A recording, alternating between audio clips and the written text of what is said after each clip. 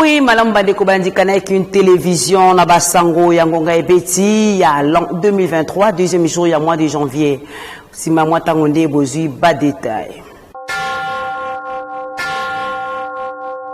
Si manaye ko yingela na messe bandeli ya mbula mokola dimanche 1er janvier 2023 na cathédrale Saint-Jean-Baptiste ya Bonzola, mokonzi mboka Félix Antoine Tshisekedi Tshilombo a visité qui base agricole ya Nkwadi où ils ont mis à plus de 40 km ya ville ya Mbujimai.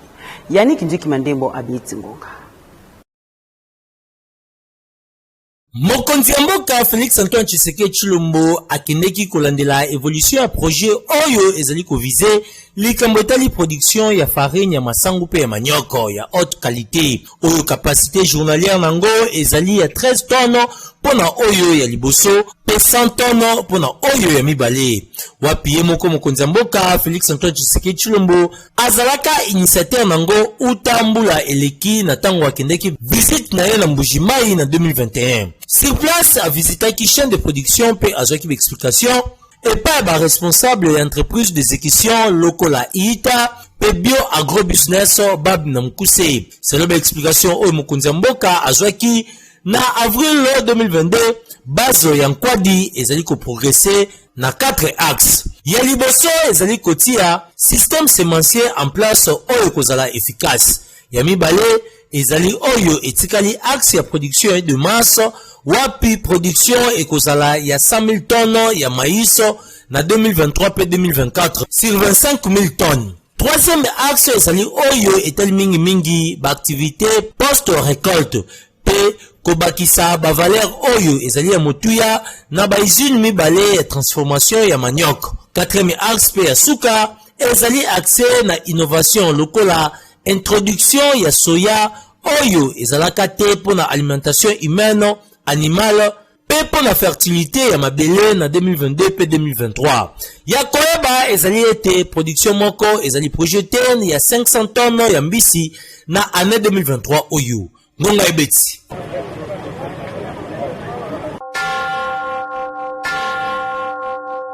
Nabokambe mi mfumu di fima ba autorité traditionnelle du Congo o bajami na lisanga kona tese pe ba chef autochtone ya Kinshasa ba kutana ki mokolo dimanche 1er janvier 2023 pour na ko évaluer année 2022 le lenge nini ba tamboli pe ko yeba ko projecter année 2023. Yannick Nzuki Mandembo bilili ya Jures Natuba. Kobanda mbula ya sika 2023 malamu nde ba autorité traditionnelle du Congo oyo basangana na kati ya Konatese pe bakamemaka na mfumu di fima lisusu ba chef autochtone ya Kinshasa basanganaki mokolo ya dimanche 1er janvier 2023 na salle winner na Masina Pascal pona kosala mobange na échange de vœux kokabola eloko ya kolia pe komela na cadre ya ba festivité ya bandeli ya mbula. Wapi chef coutumier moko azwaki ya ye saki ya loso soso pe enveloppe pona kotalisa ete mokonzi mboka Félix Antoine Tshisekedi Tshilombo azali kotika bango soko mokete. Lisusu kosala message officiel kolandisama na misala oyo basali na année 2022 pe kolancer année 2023 oyo objectif fixé ezali ebele pambate ezali année électorale esengeli bapesa mokakoswa na mokonzi mboka Félix Antoine Tshisekedi Tshilombo oyo azali kosala maso poete chef coutumier azala na centre ya masolo. Boyo kamfumu di fima na nzela ya déclaration finale ndenge abetsaki ngonga. Na chef de l'État to présenter ba vœu na biso. Ayeba ke tozana ye lokola Congo babundisi yango kumu atelemaki alobi. Au plus tard le 20 décembre Mondela koyoko yaye. Peut-être na biso le 20 décembre Mondela alati alobi basinganyo se milolo na kangaki na RDC na longoli yango tolobi na bango to sepeli to beteli bango maboko merci mingi kasi basili sa mosala ti na mpuku ya suko ya Rwanda bango batiki babisa po bango nde batindaka bango nazongela kalikambo na biso ta ba Rwanda te ezali likambo ya ba dirigeant ya Rwanda balingi basala bêtise po mindele basombi bango yango tolobaki lokwa mondela lobi atiki olandi ba déclaration nyo se betami mikolo kobanda États-Unis kobanda France bayebisi bango ete botika makambo na nyonso tolingi su kokota yango te yango wana toyebisi bango ete lokola batika libela roi ya Belgique alobaki na biso alobi fumu kobanga te biso metokoti bitumba oyo Comme yo lobby, je pense que la mboule qu'on a bino après le 20 décembre, ni président de la République, ni biso, ni population, ni bino, oye koye la bino mutako kango azate. Ngonga ebeti.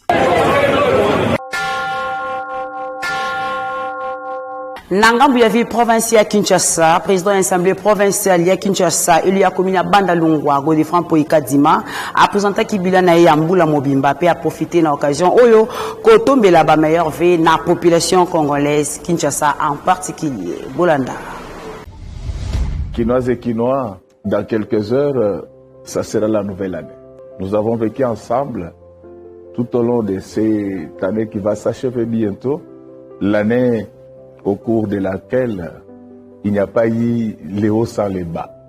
Il y a eu des problèmes, mais il y a eu aussi des solutions.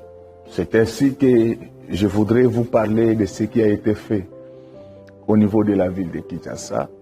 Avant nous, l'assainissement se faisait essentiellement au niveau de la commune de la Gombe. Mais quand nous sommes arrivés, nous avons voulu faire bénéficier à toutes les Quinoises et Quinois les avantages liés à l'assainissement de la ville. Aujourd'hui, toutes les communes, du moins les artères principales, sont prises en charge par la ville, nonobstant le fait que le gouvernement central envoie difficilement l'argent lié à cette activité. Tout cela, c'est à notre actif. Il vous souviendra qu'il y a des artères principales qui n'avaient pas été éclairées depuis 40 ans. Mais aujourd'hui, vous pouvez partir de l'aéroport d'Indili jusqu'à Mongafula. Vous pouvez partir de l'aéroport d'Indili jusqu'au centre-ville, jusqu'à Kitambo. Vous verrez qu'il y a de l'éclairage public. Tout cela, c'est à notre actif. Ce qui concerne la mobilité urbaine, cette difficulté continue, certes, mais qu'est-ce que nous avons fait pour juguler cela? Nous avons cherché d'abord à relier le nord de la ville à son sud. C'est à ce titre que nous avons construit pour vous l'avenue Lenguesa. Dans le même ordre d'idées et de manière finement scientifique, nous avons également cherché à relier l'ouest à l'est. C'est à ce titre, comme le boulevard Lumumba a été en bon état, à partir de l'échangeur et non loin de la Fikine, nous avons commencé l'avenue Kikwit. Après plusieurs années, après des décennies, nous venons de lancer Métrokin. Ce n'est plus un projet, c'est en train d'être réalisé maintenant. Aujourd'hui, votre grand marché est en pleine construction. Cela, c'est à notre actif. Quand nous arrivons sur cette ville, nous l'avons trouvé avec un budget de moins de 500 millions de dollars et c'était autour de 200 millions de dollars.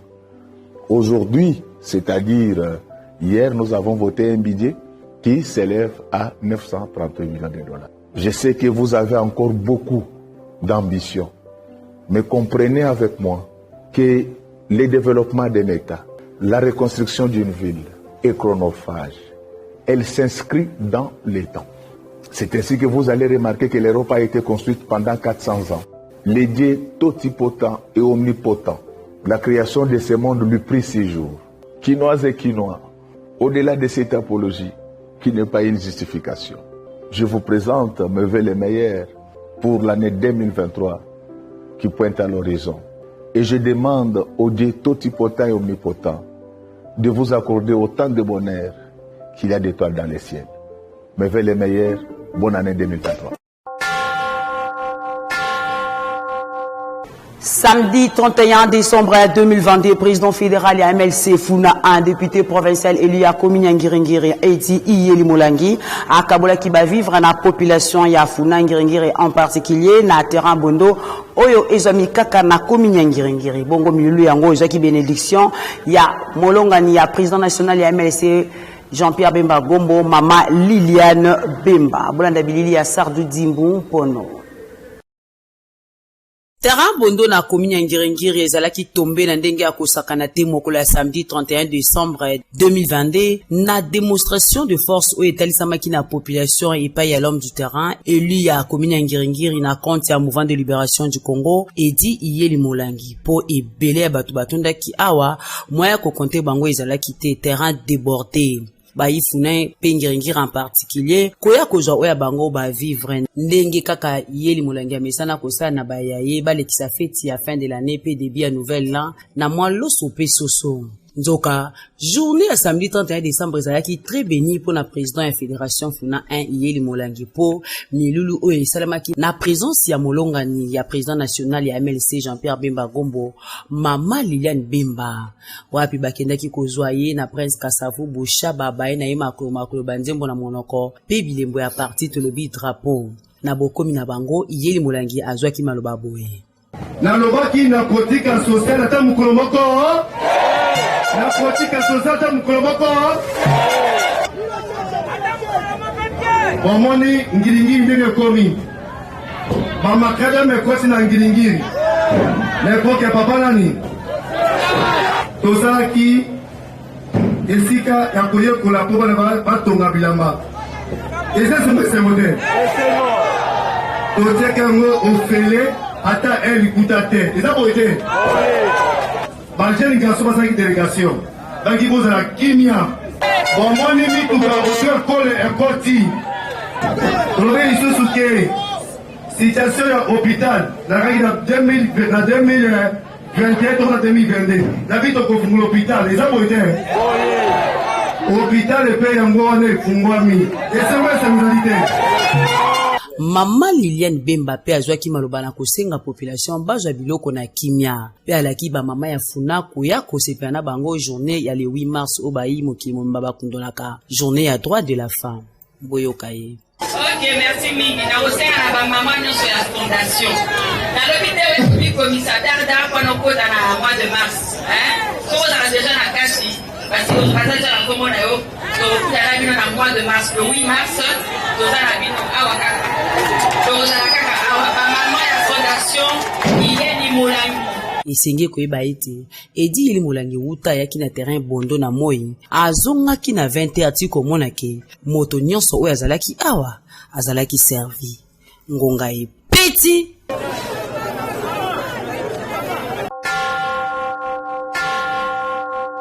Nangambu ya MLC Matete, président fédéralement Amba 1, député provincial élu à commune à Matete, Joseph Malungeni Makengo, à Kendaki Kozwa carte électeur naye, mokola samedi 31 décembre 2022, na lycée Molende, au Ezwami na quartier Kinzazi, Fiston Mandondo, Azalaki Kuna Bolanda. Samedi 31 décembre 2022, député provincial élu à commune Matete na Konti à parti politique Mouvement de Libération du Congo, honorable Malungeni Makengo Joseph, a kende ki kozwa ye carte électeur. Yamboko kende, a kitaki na ino a un espace confiance ezwami na croisement ya quartier Mboloko pe Maindombe, toujours na commune Matete. Kokuta na etuluku ya population o bazalaki kozela papa mwana oyo ya bango balingaka mingi l'homme humble Joseph Malungeni Makengo. Na yende babandaki makolo fanfare loyembo na monoko na ba drapeau ya parti politique na ye elongola bayima tetonyo soko accompagner président fédéral ya mo amba 1 na lycée Molende oyo ezwami bongo na quartier Kinzazi na bokomi ya président Ekofi na assemblée provinciale ya Kinshasa awa na centre oyo alandaki procédure ndenge ezali kosalema pe azui ya ye carte électeur. Nabobimina ye, président fédéral ya MLC Mo Amba, l'homme fort ya Matete, a tel ce qui n'a pas électeur na ye pe Baimo Amba en général, bazwa carte pe a profité na occasion ya kotombe la ba ya ye meilleur fe Boyo Kangonga. Ndenge tozo senga na population nyonso tout. O bazana âge majeur ba s'enrôler. Potolingi te ba nombre ya ba enrôler et pesa ebele na ba nombre ya ba électeur. Yango ikosala te biso na ba circonscription na biso ezala niveau national to na niveau provincial tozwa ba siège ebele yango wana nazali kozongela pona ko senga na population ba s'enrôler massivement ngai moko bomoni ngai na uti ko s'enrôler elingi koloba te biso na MLC tozali déjà prêt pona ba élection ya 2023 oyo ezali ko s'annoncer na tombeli bino bana Kinshasa, bana Moamba, bana Matete. Mbula Elamu 2023 ezala mbula moko ya Elamu pona moto nyonso. Ndenge tolobaka de combien de mortels, bonne année à tous. kaka ndenge balobaka na MLC avec Dieu nous vaincrons. Ngonga Ebeti.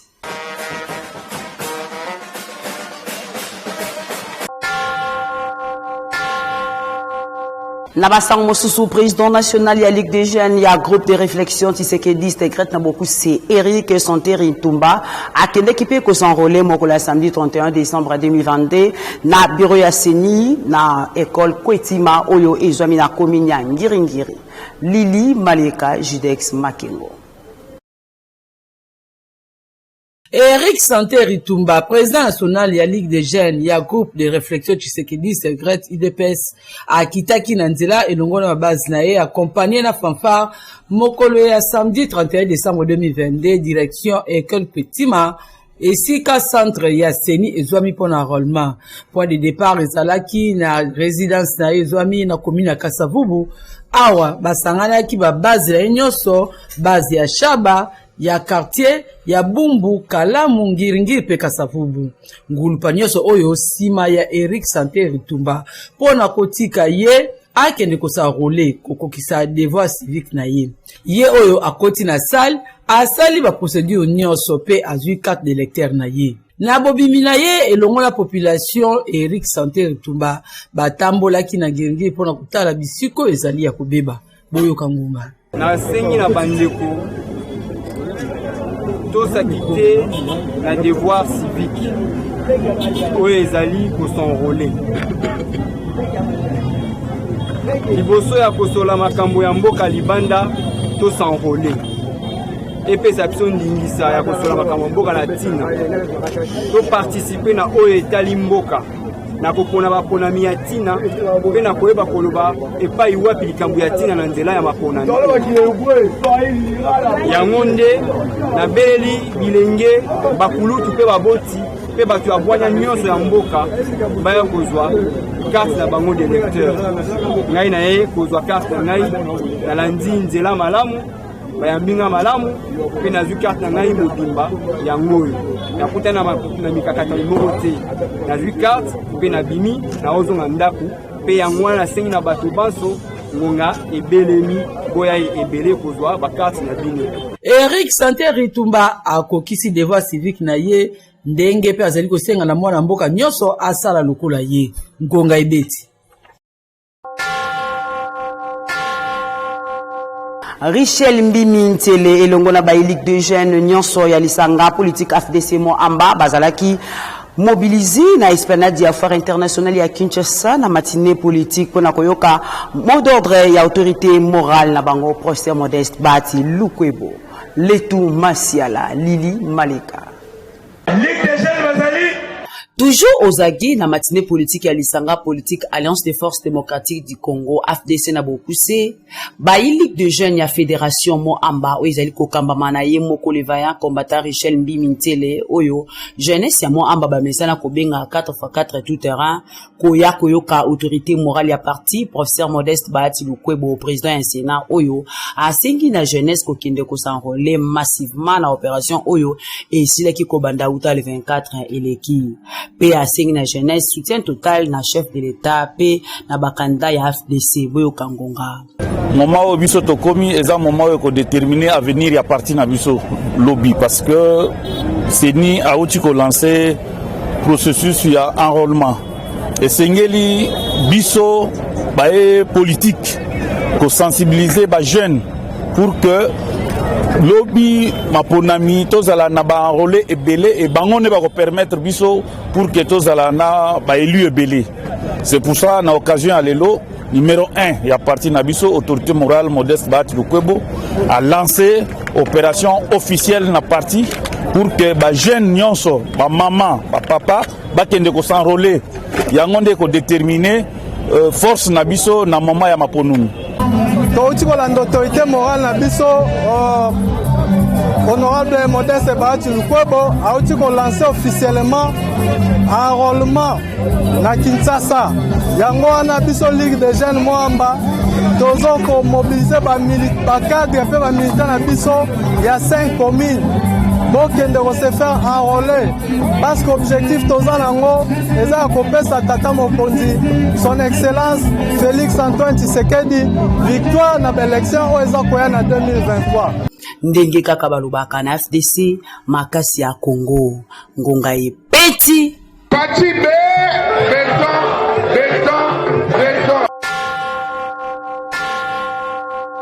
Fondation Bissambo ya Mama Alice Bissambo Bolayolo pe les amis ya Mama Mireille secrétaire générale ya Ligue de femmes FDC bango pe bazala qui présente na matinée politique au Salima Kimokolo ya vendredi 30 décembre 2022 na esplanade ya foire internationale ya Kinshasa. Lili Maleka letu masala bazongesus. Présence de bango ezalaki très remarquable na ndenge ya kosakana te na esplanade ya foire internationale ya Kinshasa. Na matinée politique ya lisanga politique ya Alliance des Forces Démocratiques du Congo na mokuse FDC bango banani ba mama ya Fondation Bissambo elongo na yemoko Mama Alice Bissambo Bolayolo oyo ba mama ntiele ba mesana kobenga force ya ba mama nganda musolo pe kimpoko na commune ya ntiele pe na ngamu mususu et monaki ete les amis de Mama Mireille oyo bautaki na moamba mobimba bayaki koyoka message ya autorité morale na bango professeur Modeste Bahati Lukwebo wapi asengi na bana nyonso ya FDC ya Congo démocratique na kokende ko s'enrôler massivement pour na kopesa chance na chef de l'état Félix Antoine Tshisekedi Tshilombo oyo azali candidat ya FDC na présidentielle ya 2023 pe na ba candidat na FDC et allié boyo kangunga ndenge ozomona plein oyo esalami awa mpona koloba ke toza na derrière le président de la République mpona ntango ya enrôlement oyo autorité morale notre président du Sénat Modeste Bahati Lukwebo amotive biso mpona enrôlement nazomotive bamembre ya base ya ntango surtout ya nsele botelema bosangole so bosangole te botikeli place na bato mosusu tokosala échec po l'intérêt ya parti na biso mo tosangole eza vraiment motuya en tant que secrétaire général ya Ligue des femmes na kosensibiliser tout d'abord Ligue des femmes mpona kokende kosangole massivement e na kopika mpe na base na nga na mwamba po ete tosensibiliser bato ebele tokende na enrôlement massivement. Esengeli koyeba ete liboso na nyonso force ya ba mama ya ntele Mama Alice Bissambo akendaki nanu kokabola ba mama na ye ba wax ya maputa kado ya bonane nkonga ebeti Mbaya Moussampa, secrétaire exécutif ya SID, section diaspora Kenaki ko s'enrôler mokola samedi 31 décembre 2022 na centre gamin na Barumbu. Asengi na bana nyonso ya lukunga ba ko s'enrôler massivement pour na kozwa bakambi ya malonga na ekolo après l'élection ya 2023. Yannick Nzuki Mandembo. Na cadre de l'élection oyo ezali prévu na fin de l'année 2023, acteurs politiques bazali très mobilisés pour na s'identifier pe ko s'enrôler oyo ezali étape moko importante na processus électoral. Yango ezali penda kisa pour na mwana mboka Mbaya Moussampa mokolo ya samedi 31 décembre 2022, soit 7e jour après sima ya debi enrôlement oyo azali secrétaire exécutif ya parti politique engagement pour la citoyenneté et le développement SID na mukuse ya section diaspora akendeki kozwa ya ye carte de lecteur na centre gamin na commune ya Barumbu. Sima na ye ko remplir ba formalité nyonso Mbaya Moussampa azwaki ya ye carte pe asengi na bana nyonso ya district ya Lukunga kokende ko s'enrôler massivement. Boyoka ye ndenge azali kobetisa ngonga. La première étape c'est l'enrôlement, c'est ce que moi je viens de faire avec une délégation des cadres de l'SID Barumbu. Donc ce que je vais demander à chacun d'entre nous, à chacun d'entre vous, habitants de Lukunga, habitants de Barumbu, c'est de venir vous enrôler massivement. En effet, on peut le constater, il y a très peu d'engouement par rapport à 2018 parce que les gens sont lassés. Les gens pensent que les élections finissent toujours par la tricherie. Cette fois-ci, je nous demande à tous d'être mobilisés. Nous allons remporter cette élection et doter le pays de dirigeants légitimes capables de développer, de relever le défi du développement du Congo. Mbaya Moussampa alobi akotika lisusu tante pour la district ya Lukunga, lisusu pour na bana nyonso ya commune ya Barumbu, wapi akani kozala candidat député national na Lukunga pe provincial na Barumbu. Ngonga ebeti.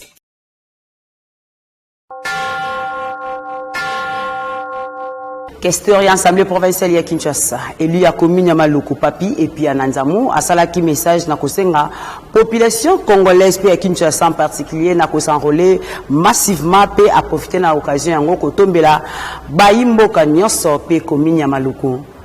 Ba meilleure vie. Sardou Dimbu Fiston Mandondo. Pour l'enrôlement, na sengi na bana Maluku, bana Tchangu, bana Kinshasa, boke nous avons carte et belé. Pour la ligne, nous avons carte, bah tu vas qu'on s'habinoter. Carte d'enrôlement, jusqu'au période du content, nous avons carte d'identité, et ils ont couvert le biseau. Ce que nous avons carte, nous avons pour ma ponomité. Et vous sungayo yambo, pour que nous dans l'hôpital ba yambayo, bah c'est une identité. Ok, audience quelque part, bah c'est une identité. Au voyage dans la province, ça va, bah c'est une pièce d'identité. Au fond, la compte dans la banque, bah c'est une pièce d'identité. Aux yeux problème il y a accident dans Nzela ba identifier la carte d'identité. OK, ne peut pas voter, il faut avoir la carte. Donc na sengi bande konanga, boke nous avons carte et belé pour permettre bino vous avoir bon citoyen. Bolongana ba accent na linga nanga boete na sala nanga boete wana ya distraction. Vous avez carte et belé pour permettre bino vous avoir na lenge de l'état à sengeli pour que lobby vous avoir bon citoyen. Je crois message en Hollande c'est yango. Message de V il y a 2023 na souhaité na bana Maluku, bana Tchangu, bana Kinshasa mobu elamu nzambe bakoko oya pesi biso su pema oya kanise biso kota na mbula wana aza susu na biso asala susu ya bikamwa abaksa susu ya bikamwa afungula ba porte place oyo makabana biso tamba malamu te makamba etambola kitoko apesa biso ba société na biso tozali bana mboka bazwa misala ba condition ya ba salaire abatu ebonga ba condition batu ezala ya malamu pour être munyoso yaki na mokipo na otika mututé tant yaki na mokipo il pas se retrouver. Je crois que mbula onezoya ezala malamu susu ezala malamu nzamba ba kisa kitoko afongola banzela ba porte ska ya bloquer mamu sutambola malamu. Nabasango mosusu Divine Panzu abeti ngwana kopesa message de V na bayimboka nyonso ya Tchangu bayeba kobunda pona mobu 2023 makambo esimba kimia ekota na ekolo pe tata mokonzi ekolo azwa makasi ya kokamba mboka. Lili Maleka Christian Makutu bazalaki na ye. Oui, 2022 uti kosila 2022 ezalaki na bakoko so ebele makambo ya bien ezalaki pe makambo mabe pe ezalaki ikawa tokoti 2023 en tout cas tokoti na objectif ya ko relever ba défi ya makambo esimba kite esimba mboka na biso ekende liboso kimia ezala na ba province nyonso tu ya mboka na yango wana na tombeli tata mokonzi ekolo président Félix Tshisekedi mobu molamu na ne oyo nzambe apesa ye mayele ya kotambwisa mboka oyo a relever ba défi oyo sengi to relever vraiment dans l'avenir parce que jusque là mosala ezali kosala makitoko na leadership na ye na yango pe na tombeli présidente ya parti nanga ADEC madame princesse Adette Maina mobu molamu na lisungi ya nzambe nyonso ekozala malamu en Jésus-Christ nous sommes plus que vainqueurs. Pour la population ya Tchangu na tombeli bango mobu molamu ya 2023 to simba na maboko to relever ba défi o esengi to relever na district na biso ya Tchangu mobu molamu. Bonne année. Dr Boni Kalonga Mpaya, président de la Ligue des Jeunes, il y a un parti politique UDPS, mon ambassade avec une réunion, na ba UDPS na lemba nord pour na kosola na matali banger politique. Christian Makutu, bazaki kuna na konti ngonga beti longona Yannick Mulengo. Nabokamba ya président ya Ligue des Jeunes ya UDPS mo amba mwana mboka Dr Boni Kalonga Mpaya bazalaki na réunion weekend eleki na ba militaire UDPS Lemba Nord wapi na kati ya ba invité et mona kipe présence ya directeur général ya Sonance Désiré Kabungu. Nanzela ya réunion ba solola ki na ba point belé na oyo etali parti na bango UDPS politique ya mboka peli susu makambo etali ba élection na 2023. Na bozunaye maloba président ya section UDPS Lemba Nord a salaki juste introduction. Bongo a pesaki maloba na directeur général ya Sonance mwana mboka Désiré Kabungu wapi a sengaki na ba militaire ko se confier na UDPS pe a sengaki lisusu na bango ko soutenir mwana mboka Dr Boni Kalonga. Na occasion oyo na bozuna ye maloba président ya Ligue de Jeunes ya IDPS Moamba Dr Boni Kalonga Mpaya atalisaki na ba militant ete akozala candidat na députation provinciale.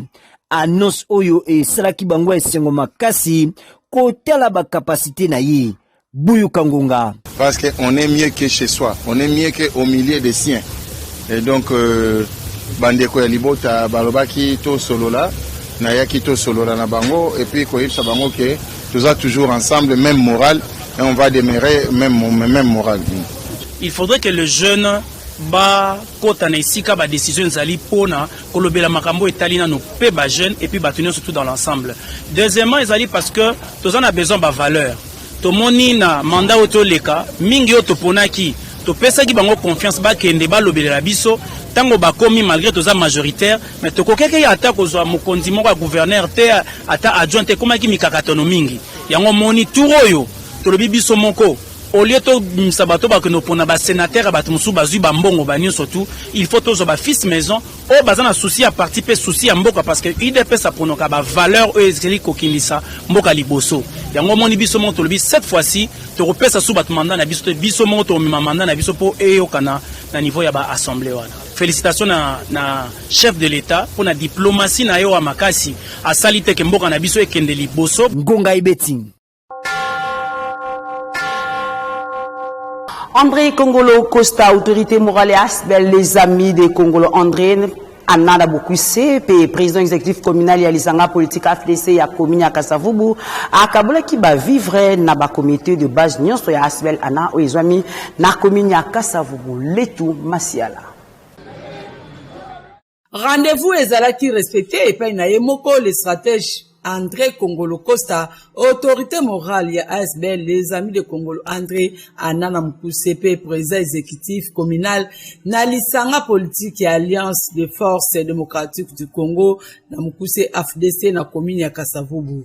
Koleka na kokanisa ba comité de base na ye nyoso oyo bazali kosala musala na ndenge ya kosakana te na commune ya Kasavubu nde amemelaki bango mwa lo ya ba vivre frais kotanga ba sac ya loso pe ba carton ya soso nyoso wana ezali pona kotalisa bolingo André Kongolo Costa azalaka nango na ba base na ye ya commune ya Kasavubu oyo pona bango ezali bolingo ya kole serré ti na sommet boyo kangonga.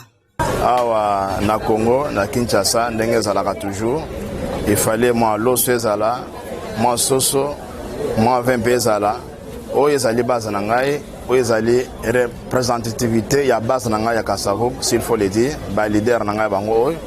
Na bengisi bango na cadre ya fin de l'année. To partager na bango, moi kopa loso, moi soso ke ezali. Je crois que ba fêter na kimia, na bandango na bango, na bana na bango.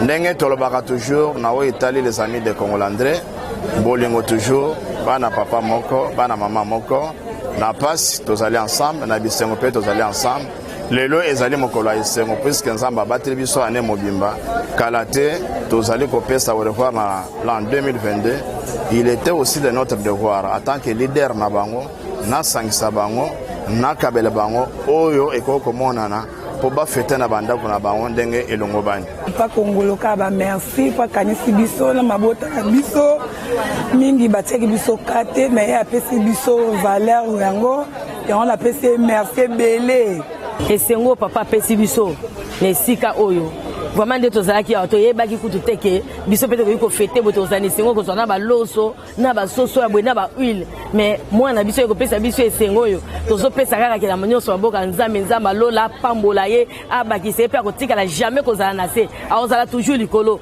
ngonga ibeti.